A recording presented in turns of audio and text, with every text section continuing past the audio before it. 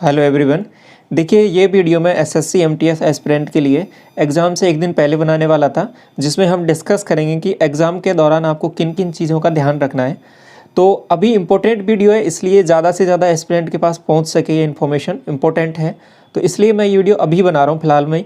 तो अभी आपको करना क्या है, इसको ज़्यादा से ज़्यादा एस्पिरेंट के लिए शेयर भी करना है। तो यहाँ पर देखिए सबसे पहले क्या बात करेंगे हम कि एग्ज़ाम में फ्रंट पेज पर कौन कौन सी चीज़ें आपको फिल करनी है और इम्पोर्टेंट हैं वो सभी चीज़ें। साथ में यदि कोई टॉपिक अनएक्सपेक्टेड आ जाए तो उसको किस तरीके से डील करना है, और वर्ड लिमिट के बारे में भी बात करेंगे।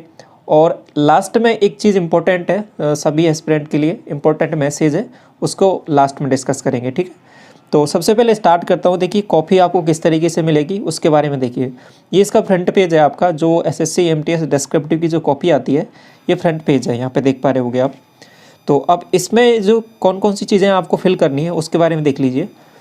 अब देखिए यहाँ पे आपका रोल नंबर हो गया, ये सब तो आपका जो आंसर शीट मिलती है उसका नंबर रहता है। ये आपका रोल नंबर हो गया है, इसमें आपको अपना रोल नंबर फीड करना है जो आपका एडमिट कार्ड में लिखा हुआ है। ठीक है, अब यहाँ पे बॉक्सेस बने हुए हैं, हर एक बॉक्स में एक डिजिट लिखनी है आपको। यहाँ पे आपका सिग्नेचर हो गया और यहाँ पे आपका लेफ्ट थंब इम्प्रेशन हो गया। तो ये सभी चीज़ें यहाँ पे इम्पोर्टेंट हैं। और इसके बाद में यहाँ पे आपको मेंशन करना है आपका लैंग्वेज, किस लैंग्वेज में आप देना चाहते हो एग्ज़ाम। अलग अलग लैंग्वेज अवेलेबल है यहाँ पे देखिए, अंग्रेजी हो गया, हिंदी हो गया, और बाकी और भी जितनी भी लैंग्वेजेज हैं वो सभी यहाँ पे देख सकते हो। जिसमें भी आप लिखना चाहते हो तो उसको यहाँ पे मेंशन करना है। अब ये इंपॉर्टेंट इसलिए हो जाता है, देखिए यहाँ पे स्टार्टिंग में पहले ही बॉक्स में यहाँ पे बना हुआ है और यहाँ पे चीज़ें लिखी हुई हैं किस तरीके से, इसको समझो कि आपको इम्पोर्टेंट क्या क्या है यहाँ पे फिल करना। आपका रोल नंबर हो गया, अनुक्रमांक, इसके बाद में आपका सिग्नेचर, साइन और लेफ्ट थंब इम्प्रेशन, ये सभी चीज़ें इंपॉर्टेंट हैं। यदि नहीं भरते हो, किसी वजह से कुछ गलती हो जाती है, तो डायरेक्ट क्या लिखा हुआ है कि आपको 0 अंक प्रदान किए जाएंगे, मतलब 0 नंबर मिलेंगे सीधे, तो यहीं से डिस्क्वालीफाई हो जाओगे। तो इस चीज़ को अवॉइड करना है। ठीक है, वेदर आपने टियर 1 में इसका बहुत अच्छा स्कोर हो, लेकिन इसको भी क्वालिफाई तो एटलीस्ट करना ही रहता है।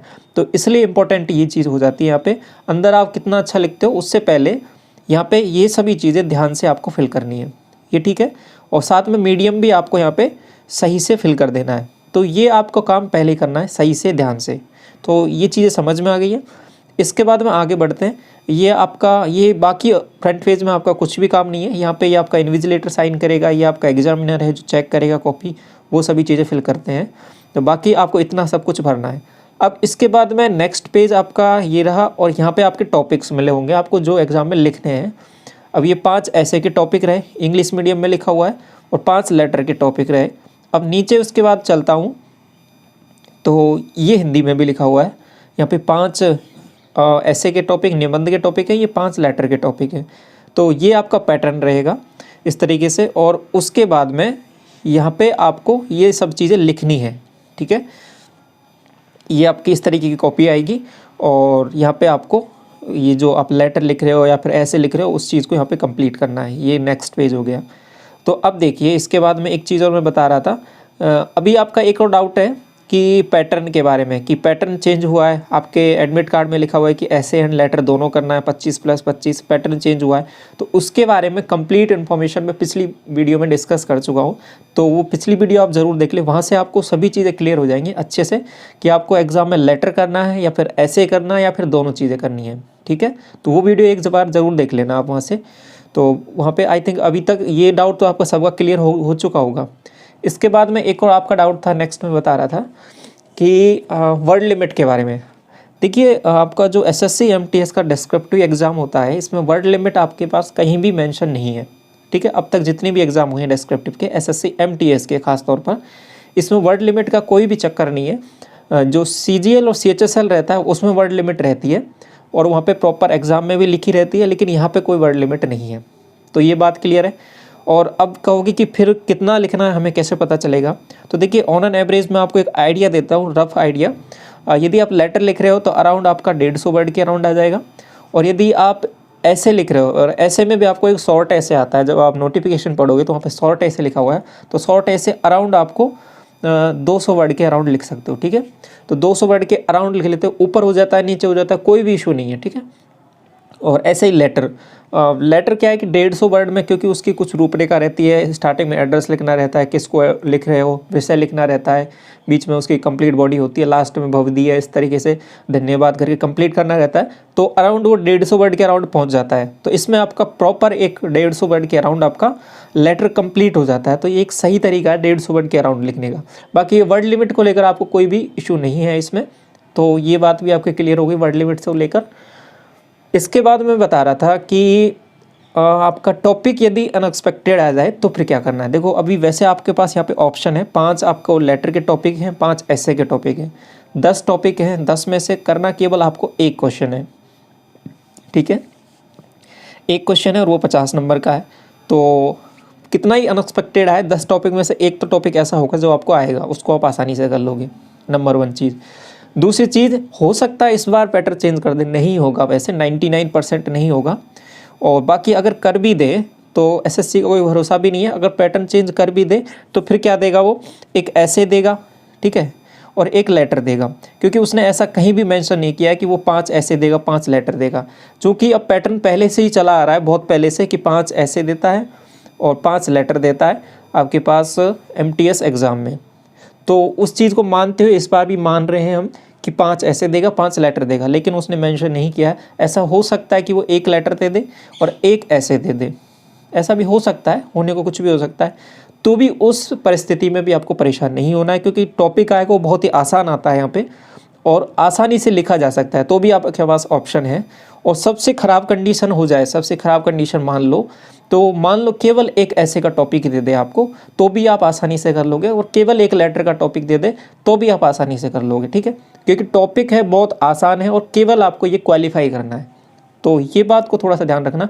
तो अब जब एग्ज़ाम खोलो, आप जब इसमें लिखना स्टार्ट करो, आप देखो यहाँ पे कि केवल आपको एक ही टॉपिक आया, तो फिर आप परेशान हो जाओ उसी टाइम पे। तो इसलिए इसको लेकर परेशान नहीं होना, मेंटली प्रिपेयर रहना है।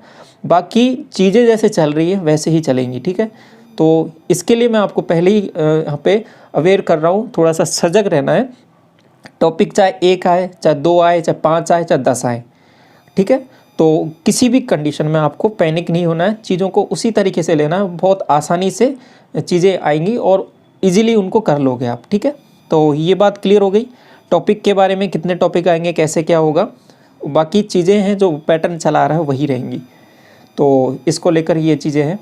और इसके बाद मैं टॉपिक अनएक्सपेक्टेड के बारे में मैंने बात कर लिया है। हाँ, एक और इम्पोर्टेंट चीज़ है कि देखिए एड्रेस के बारे में, यदि देखो आपके पास पैटर्न यही रहेगा तो उसमें 5 ऐसे 5 लेटर हो गए। देखो एड्रेस जब से वो UFM का चक्कर हुआ है उसमें, तो एड्रेस अपनी मनमर्जी से कुछ भी मान के नहीं लिख सकते, तब से SSC हर बार आपका एड्रेस दे रहा है, क्योंकि एड्रेस उसको देना ही पड़ेगा। अगर अपनी तरफ से मान के लिखोगे तो UFM के अंतर्गत आ जाता है। तो उस UFM को बचाने के लिए वो SSC पहले से एड्रेस देगा। तो जितने भी यहाँ पे देखो 5 लेटर के टॉपिक दिए हैं, सब में प्रॉपर एड्रेस दिया है। CHSL के जितने भी टॉपिक्स प्रीवियस ईयर के डिस्क्रिप्टिव एग्जाम के देखोगे, उसमें जिसमें भी लेटर आया है उसमें सब में एड्रेस दिया है। तो यदि आपके पास लेटर आएगा तो एड्रेस आपको गिवन होगा, ठीक है। और यदि एड्रेस गिवन भी नहीं है तो भी आपको एड्रेस अपनी तरफ से अज्यूम करके कुछ नहीं लिखना है, ठीक है। जो गिवन नहीं है तो नहीं लिखना है, अगर है तो लिखना है। वैसे आएगा 99% आपके पास एड्रेस वहाँ पे आएगा क्वेश्चन में, जैसे कि यहाँ पे दिया हुआ है, प्रॉपर एड्रेस दिया हुआ है, पूरा एड्रेस दिया हुआ है, वही एड्रेस आपको देना है। और दूसरी चीज़, जो पिन कोड यहाँ पे दे रखा है वही पिन कोड लिखना है। और जो नाम, कभी कभी क्या होता है कि फ्लो में हमने ये एड्रेस तो लिख दिया ठीक, लेकिन लास्ट में नाम अपना मेंशन कर दिया, तो उसको थोड़ा सा ध्यान रखना है। पहले देख लो क्वेश्चन में कि आपको नाम दिया है क्या कोई टॉपिक में, आपका क्वेश्चन में। तो यदि नाम दिया है यहाँ पे, जैसे कि राजेश सीमा दिया हुआ है, यहाँ पे अनिल प्रभा दिया हुआ है, तो इन्हीं नाम में से आपको मेंशन करना है। अपनी तरफ से अपना नाम या फिर कुछ ऐसे नाम मेंशन नहीं कर देना है। तो इसको थोड़ा सा ध्यान रखना है एग्ज़ाम लिखते समय। तो पहली चीज़ तो आपको फ्रंट पेज पे जो चीज़ें भरनी है, 4 चीज़, उसका ध्यान रखना है, इम्पोर्टेंट। और दूसरी चीज़, यहाँ पे जब आप एड्रेस लिख रहे हो तो एड्रेस में क्या दिया हुआ है वो चीज़, और पिन कोड दिया हुआ तो वही पिन कोड लिखना है। साथ में लास्ट में जब आपका टॉपिक कंप्लीट हो जाता है तो लास्ट में जो नाम मेंशन करना है उसको थोड़ा सा ध्यान से भरना है, ठीक है। तो वहाँ पे ये नाम मेंशन हो जाएगा जो दिया है एग्ज़ाम में। तो अगर नहीं दिया है तो नाम नहीं मेंशन करना है। तो ये चीज़ें समझ में आ गई। और यदि देखो टॉपिक यदि लेटर का कुछ ऐसा आ जाए, कुछ अटपटा सा, आपको समझने में कुछ प्रॉब्लम है, तो आसान है आप ऐसे को प्रेफर करना। बाकी जो लिखना आपके पास, क्योंकि इसका प्रॉपर फॉर्मेट रहता है, तो इजी आसान टॉपिक मतलब जो पैटर्न है जो लिखना रहता है उसको लेटर लिखना थोड़ा सा प्रेफर करते हैं एस्पिरेंट, तो क्योंकि इसमें इजीली चीज़ों को लिखा जा सकता है। बाकी यदि कुछ टॉपिक कुछ अटपटा सा आ जाए, आपको कुछ समझ में नहीं आए, तो लेटर के चक्कर में नहीं पड़ना, फिर ऐसे का टॉपिक कर देना। यदि ऐसे का टॉपिक आसान है, ऐसे का टॉपिक टफ आ जाए, लेटर का आसान आ जाए, तो ऐसे का कर देना, लेटर का कर देना, ठीक है। दोनों ही टफ आ जाए तो आपको जौन सा लगे ठीक, उसके हिसाब से टॉपिक को थोड़ा सा दोबारा पढ़ना है, ध्यान से पढ़ना है, और टॉपिक के ओरिएंटेड चीज़ें ही लिखनी है, ठीक है। और एक चीज़ और, यदि आप ऐसे लिख रहे हो तो ऐसे के दौरान आपको एक चीज़ और ध्यान रखनी है कि जैसे ही ऐसे लिखना आपने स्टार्ट किया, बीच बीच में जैसे कि 7-8 लाइन लिख लो, तो एक बार टॉपिक को ज़रूर और पढ़ लेना एक बार, क्योंकि कहीं टॉपिक से आप भटक नहीं गए हो। टॉपिक में जो पूछा है उसके अराउंड ही चलते रहना है। तो इम्पोर्टेंट ये कभी कभी होता है कि लिखते लिखते हम किसी दूसरी डायरेक्शन में चले जाते हैं, जो टॉपिक हमारा था उससे भटक जाते हैं, तो उसको अवॉइड करना है। तो आई थिंक अभी चीज़ें यहाँ पे क्लियर चल रही हैं आपके पास। और एक चीज़ और बता रहा था मैं यहाँ पे कि हाँ, जैसे कि एक टॉपिक यहाँ पे ये पूछा है, ये लास्ट वाला टॉपिक देखिए, कि आपका ये पूछा है कि बैंक पासबुक खोने और नए बैंक पासबुक की प्राप्ति के लिए। तो अब देखो इसका जो पैटर्न रहता है उसमें आप लास्ट में यहाँ पे मेंशन कर दो कहीं, ठीक है। इसको वैसे भी लिखा जा सकता है कि बैंक पासबुक में कुछ ज़रूरी दस्तावेज, कुछ इंपॉर्टेंट ट्रांजैक्शन होते हैं, उससे मदद मिलती है, मुझे अपने प्रीवियस ट्रांजैक्शन जानने हैं, इस तरीके से चीज़ें हैं, और मुझे बाकी लेन देन करने में परेशानी का सामना करना पड़ रहा है, तो इस वजह से मुझे नई बैंक पासबुक प्रदान करने की कृपा करें। तो इस तरीके से चीज़ें लिखी जा सकती हैं। अब यहाँ पे आपको ज़बरदस्ती इसमें ऐसा कुछ नहीं लिखना है कि मेरा bank account number this one, ठीक है। आप ऐसा लिख सकते हो कि मेरे बैंक की जो ज़रूरी आपके पास सूचनाएं हैं या जानकारी है, इसके साथ मैं संलग्न कर रहा हूँ, तो ऐसे लिख सकते हो ये लाइन। लेकिन ऐसा नहीं लिखना है कि आप वहाँ पे लिख दो कि बैंक अकाउंट नंबर, फिर अकाउंट नंबर आप कुछ भी एज्यूम करके लिख दो कि 64234567, ऐसा कुछ। देखो ऐसी डिजिट से बचना है एग्ज़ाम में, ऐसी अपनी तरफ से एज्यूम करके कुछ संख्याएं, कोई नाम, तो ये चीज़ें मेंशन नहीं करनी है। तो इसका इम्पोर्टेंट है, ये ज़रूर ध्यान रखना है, ठीक है। तो बैंक अकाउंट नंबर कुछ ऐसा, क्योंकि आप सोचो कहीं कि ये बैंक अकाउंट का टॉपिक है, आपके पास लेटर पूछा है तो यहाँ पे ज़रूरी रहेगा, तो वो चीज़ें लिखना, उसको अवॉइड करना है। डायरेक्ट ऐसा लिख दो कि ये ज़रूरी दस्तावेज इसके साथ संलग्न है, तो वो चीज़ें वहाँ से भी पूरी लिखी जा सकती है। तो जो कुछ इन्फॉर्मेशन है, कॉन्फिडेंशियल इन्फॉर्मेशन है, कोई नाम है, कोई डिजिट है, कोई संख्या है, जो क्वेश्चन में नहीं दी है, अपनी तरफ से जूम करके लिखनी पड़ रही है, उनको अवॉइड करना है। तो ये इंपॉर्टेंट है, ठीक है। अब जैसे कि यहाँ पे ये टेलीफोन नंबर ये दिया हुआ है, तो इसको लिख सकते हो, क्योंकि ये एग्ज़ाम में दिया हुआ है, तो इसको लिखोगे कोई इशू नहीं है, क्योंकि ये दिया हुआ है, ठीक है।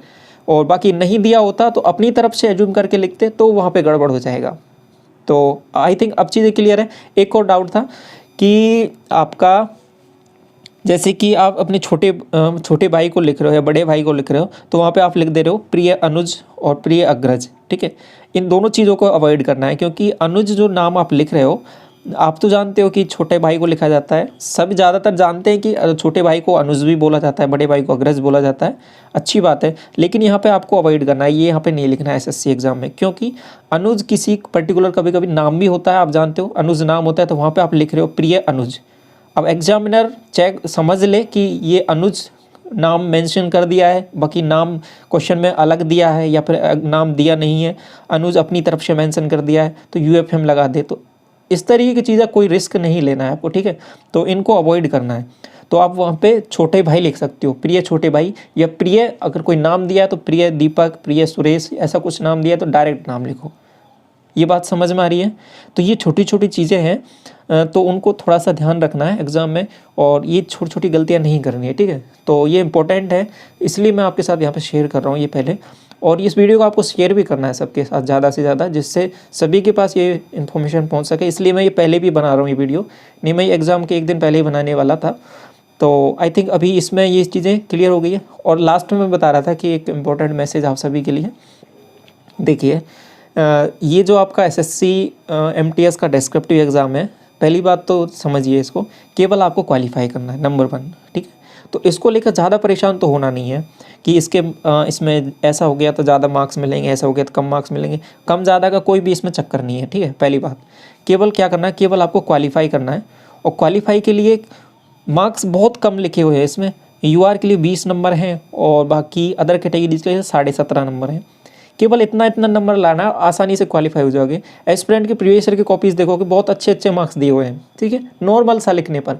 तो इतना ज़्यादा टफ भी नहीं है ये एग्ज़ाम, बहुत ही आसान सा एग्ज़ाम है, बहुत ही ईजी तरीके से पास किया जा सकता है। बशर्ते आपको यहाँ पे जो टॉपिक दिए हैं वो चीज़ें थोड़ा सा ध्यान से पढ़ना है और उसको उसी तरीके से लिख देना सिंपल वे में, ठीक है। कोई बहुत ज़्यादा ऐसा नहीं करना कि बहुत हाई फाई और बहुत अच्छा, बहुत तगड़ा लिखोगे तो जाके चीज़ें अच्छी होंगी, ऐसा नहीं है। बहुत सिंपल वे में और आसानी से टॉपिक ओरिएंटेड चीज़ें लिख दो और थोड़ा सा बढ़िया तरीके से आपका बहुत अच्छे नंबर से क्वालिफाई हो जाएगा। एक ये चीज़ हो गई। और मेन चीज़, टॉपिक चाहे कुछ भी आए, कैसा भी आए, अनएक्सपेक्टेड आए, पढ़ा हुआ आए, कैसा भी आ जाए, कॉन्फिडेंट रहना है अपने एग्ज़ाम में, अपने आप पर विश्वास रखना है। बहुत आसानी से एग्ज़ाम क्वालिफाई कर लोगे, ये इंपॉर्टेंट है सबसे लास्ट में, ठीक है। तो ये लास्ट मैसेज था, कॉन्फिडेंट रहना एग्ज़ाम में। आपने तैयारी की है, बहुत अच्छी तैयारी की है, तो आसानी से क्वालिफाई हो जाएगा आपका एग्ज़ाम, ये बात क्लियर है। और एक चीज़ और कि देखिए, एसएससी एमटीएस डिस्क्रिप्टिव एग्ज़ाम से रिलेटेड यदि आपको कुछ इन्फॉर्मेशन या फिर कुछ कॉपीज़ चाहिए, कुछ टॉपिक्स चाहिए, कुछ प्रिपरेशन के लिए अभी कुछ थोड़ा बहुत पढ़ना है आपको, जो भी पढ़ा हुआ है उसको थोड़ा सा रिवाइज़ करना है, तो चैनल पे प्लेलिस्ट बनी हुई है, उसकी हेल्प ले सकते हो। बाकी यदि आप पहले से प्रिपरेशन करें तो उसको कंटिन्यू रखिए, ठीक है। तो चैनल पे डिस्क्रिप्टिव एसएससी डिस्क्रिप्टिव और एग्ज़ाम, ये प्लेलिस्ट बनी हुई है। यहाँ पे मैंने प्रीवियस ईयर की एस्पिरेंट के आरटीआई रिप्लाई वाली कॉपीज़ वो डिस्कस की है, साथ में आपके ऐसे के टॉपिक्स हैं वो डिस्कस किए हैं, इंपॉर्टेंट ऐसे टॉपिक्स डिस्कस किए, कुछ ऐसे मैंने कवर भी कराए आपके लिए, और लेटर के बहुत सारे टॉपिक डिस्कस किए हैं, ठीक है। सभी टाइप के लेटर, फॉर्मल हो गया, इनफॉर्मल हो गया, संपादकीय पत्र हो गया, छोटे भाई को हो गया, और आपके पास बैंक मैनेजर को हो गया, बहुत सारे टॉपिक्स हैं वो सभी डिस्कस करा दिए हैं। तो वहाँ यदि देखना चाहो तो आप देख सकते हो, वो हेल्प ले सकते हो। बाकी जो तैयारी कर रहे हो उसको कंटिन्यू रखिए, ठीक है। और प्रैक्टिस करते रहिए, एक एक दो लेटर आप डेली बेसिस पे लिख के प्रैक्टिस ज़रूर करते रहें। ऐसे भी एक आध बार लिख के प्रैक्टिस ज़रूर कर लें, एग्ज़ाम में चीज़ें बहुत आसान रहेंगी, ठीक है। तो ओवरऑल ये चीज़ें हैं, आई थिंक सभी पॉइंट मैंने यहाँ पे कवर कर लिए हैं। तो लास्ट में आपके एग्ज़ाम के लिए मेरी तरफ से बेस्ट मैसेज, और आप एग्ज़ाम में अच्छा करोगे डेफिनेटली। All the best.